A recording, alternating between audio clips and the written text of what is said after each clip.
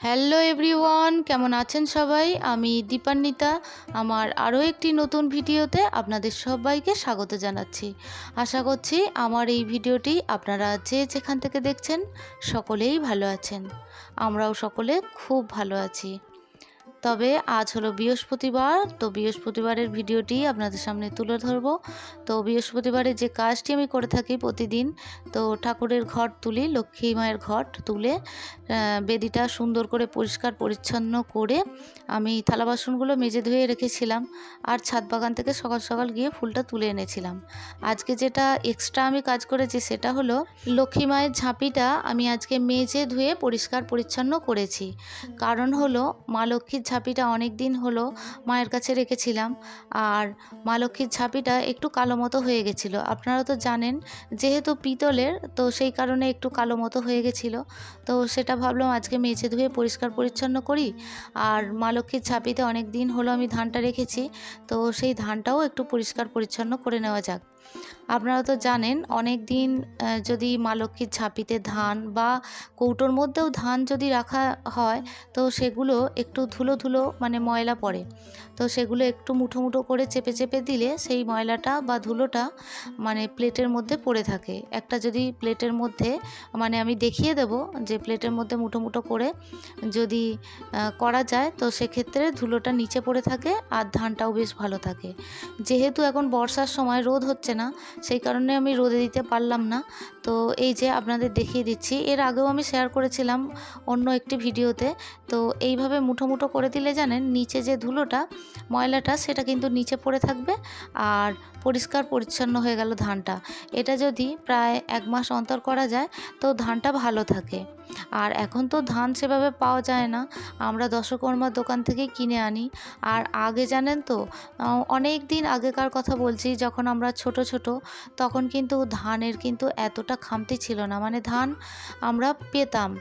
এখন তো পাওয়াই যায় না, দশকর্মার দোকানে বলে আসলে তো তারা পরিমাণ মতো একটা দিয়ে দেয়। কারণ এখন এমনই অবস্থা যে আমরা যদি বেশি ধান চাই মানে দশকর্মার দোকানে গিয়ে, তো তখন বলে ধান তো সেইভাবে পাওয়া যায় না। আর আমরা যখন আনি প্রতিটা আমরা মানে ওরা তো বিক্রি করে প্রতিটা মানুষকেই যাতে দিতে পারে, সেই কারণেই ওরা বলে যে মিনিমাম একটা দিতে পারবো, এর বেশি চাইলে দিতে পারবো না। তো সেটাই ভাবি ছোটোবেলার কথা, যে ছোটোবেলায় কত ধান মানে মাঠ মাঠ ধান, আর সেই মাঠগুলো ফুলফিল হয়ে এখন সবার বাড়ি বহুতল বাড়ি হয়েছে।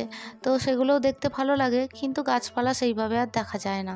তো আমার বাড়ির আশপাশে আপনারা সবুজে সবুজে ভরা দেখতেই পাবেন, কারণ এখনও সবাই জায়গা জমি কিনেছে, তো সেইভাবে আর বাড়ি করেনি। সব ফ্ল্যাট বাড়ি উঠবে বলেই একটা আলোচনা সেরকমই শোনা যায়।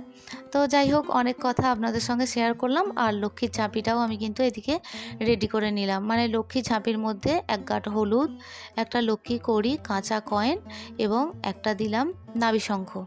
তো দেওয়ার পর লক্ষ্মীর ঝাঁপিটা আমি একটু সাইডে রাখলাম, আর এদিকে স্বস্তিক চিহ্ন বা মঙ্গল চিহ্ন ঘটের মধ্যে এঁকে নিচ্ছি। আজকে যেহেতু লক্ষ্মীবার মানে বৃহস্পতিবার, তো সেই কারণেই মা লক্ষ্মীর ঘরটা আমি সুন্দর করে দেখুন স্বস্তিক চিহ্ন এঁকে নিচ্ছি এবং ঘটে জলপূর্ণ করব। জলপূর্ণ করে আমি মঙ্গল যে সামগ্রীগুলো দিই, তো সেগুলো এর আগে তো আমি অনেক ভিডিওতে শেয়ার করেছি, আমার বৃহস্পতিবারের ভিডিও, তো আপনারা দেখতেই পাবেন আমি সমস্ত কিছুটাই দিচ্ছি এবং আপনাদের সঙ্গেও আমি শেয়ার করছি। তো আপনারা তো দেখতেই পাচ্ছেন আমি যে জায়গাটার মধ্যে লক্ষ্মীর ঘট পাতি সেটাতে আমি একটু ধান দিলাম। আজকে আমি দুব্বো তুলতে যাইনি, কারণ এত বৃষ্টির কারণে যে জায়গা থেকে আমি দুব্বো তুলি সেই জায়গাটায় জোঁক হয়েছে। তো ভয়ের কারণেই আমি আজকে দুব্বো তুলতে গেলাম না। তবে আজকে নয়, আমি গত 1 মাস মানে এত বৃষ্টির কারণে এত জোঁক হয়েছে, আর জোঁক দেখলেই আমার ভীষণ ভয় লাগে। তো সেই কারণে আর আমি দুব্বো তুলতে গেলাম না। তো মা লক্ষ্মীর কাছে একটু ক্ষমা প্রার্থনা করলাম যে মা আজকে তো দিতে পারলাম না। তো যাই হোক, আপনি আমার পুজো গ্রহণ করবেন। তো এইভাবেই মাকে জানালাম। তো জানিয়ে মায়ের জায়গাটা মানে মায়ের জায়গা বলতে মায়ের সমস্ত জিনিসপত্র আমি রেডি করলাম, যে লক্ষ্মীর ঝাঁপি যে স্ট্যান্ডের মধ্যে আমি বসাই। তো পদ্মাসনটাও একটু পরিষ্কার পরিচ্ছন্ন করে নিলাম, নিয়ে এবার মা লক্ষ্মীর ঘরটা আমি সাজিয়ে নিচ্ছি। দেখুন তো আমার মা লক্ষ্মীর ঘরটা কেমন লাগছে। আমি লাল জবা দিয়েছি, মায়ের ভীষণ পছন্দের ফুল। হলুদ একটা কলকে দিয়েছি, ছোট্ট কলকে, যেটাকে অ্যালামুন্ডা বলে, আর সাদা। তো তার মাঝখানে পিঙ্কের একটা মানে পিঙ্কের জবা দিয়েছি। তো কি ভালো লাগছে আমার, আপনাদের কেমন লাগছে অবশ্যই জানাবেন। এই মুহূর্তে যারা আমার ভিডিওটি দেখছেন প্লিজ একটা লাইক করে দেবেন, ভিডিওটি ভালো লাগলে একটু শেয়ার করে দেবেন। আর এই ধরনের পুজোর ভিডিও যদি আপনারা পছন্দ করেন, চাইলে আমার চ্যানেলটি সাবস্ক্রাইব করে আমার পাশে থাকতে পারেন। অলরেডি যারা আমার এই চ্যানেলটি সাবস্ক্রাইব করছেন বা করে রেখেছেন, তাদের জন্য জানাই অসংখ্য ধন্যবাদ এবং অনেক ভালোবাসা। আর যে বন্ধুরা আমাকে সুন্দর সুন্দর কমেন্ট করছেন, তাদের জন্য জানাই অসংখ্য ধন্যবাদ।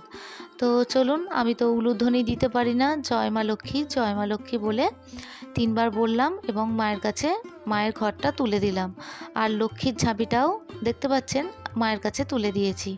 তবে লক্ষ্মীর ঝাঁপিটা আজকে যেন অসাধারণ সুন্দর লাগছে, আমার কাছে লাগছে। কারণ হলো মায়ের যেহেতু লক্ষ্মীর ঝাঁপিটা মেজেছি, এত সুন্দর চকচক করছে। তার উপরে মায়ের যে লক্ষ্মীর ঝাঁপির মধ্যে মঙ্গল সামগ্রী রাখি, তার মধ্যে আমি সিঁদুরের তিলকগুলো দিয়ে দিয়েছি।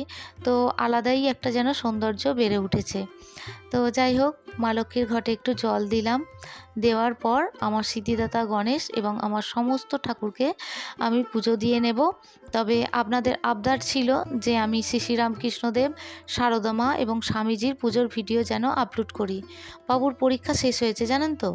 এবারে আমি আস্তে ধীরে সমস্ত ভিডিও আপনাদের যা যা মানে আপনারা বলেছেন, তো যেভাবে ভিডিও চেয়েছেন অবশ্যই আপনাদের আমি সেই ভিডিওগুলো আপলোড করব।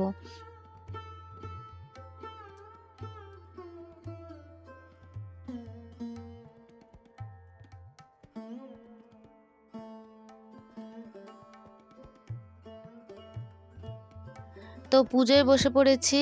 এবারে আমি আমার মিষ্টি মিষ্টি বোনেদের কিছু কমেন্ট আছে, তো সেগুলো পড়ে নেব। তো মিষ্টি বোনেদের মধ্যে সুশীলার নামটি নেব প্রথমেই। তো সুশীলা আমাকে প্রত্যেকটি ভিডিওতেই প্রায় কমেন্ট করছে।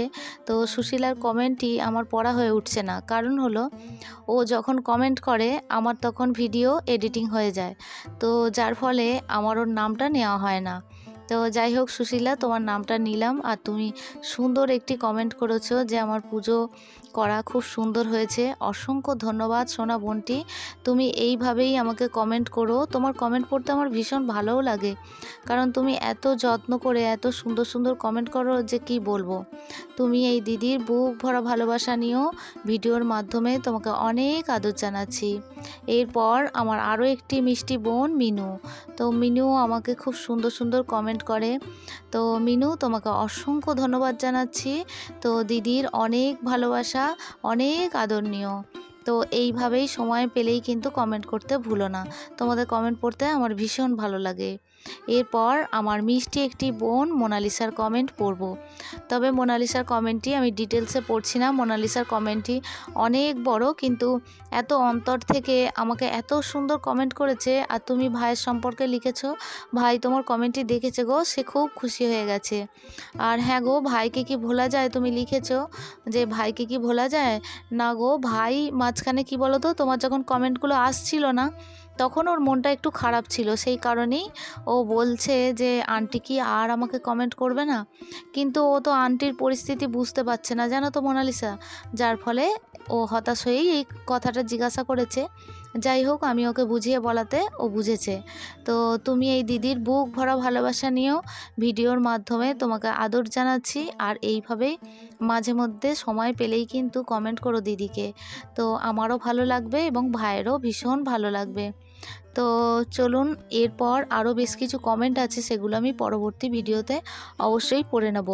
আজকের ভিডিওটি এই পর্যন্তই রাখছি, দেখা হচ্ছে আপনাদের সঙ্গে পরবর্তী ভিডিওতে। ততক্ষণের জন্য আপনারা সবাই ভালো থাকবেন, সুস্থ থাকবেন। আর ভিডিওটি কেমন লাগলো তা অবশ্যই জানাবেন। তো আজকের মতো আসি, দেখা হচ্ছে আপনাদের সঙ্গে পরবর্তী ভিডিওতে। টাটা।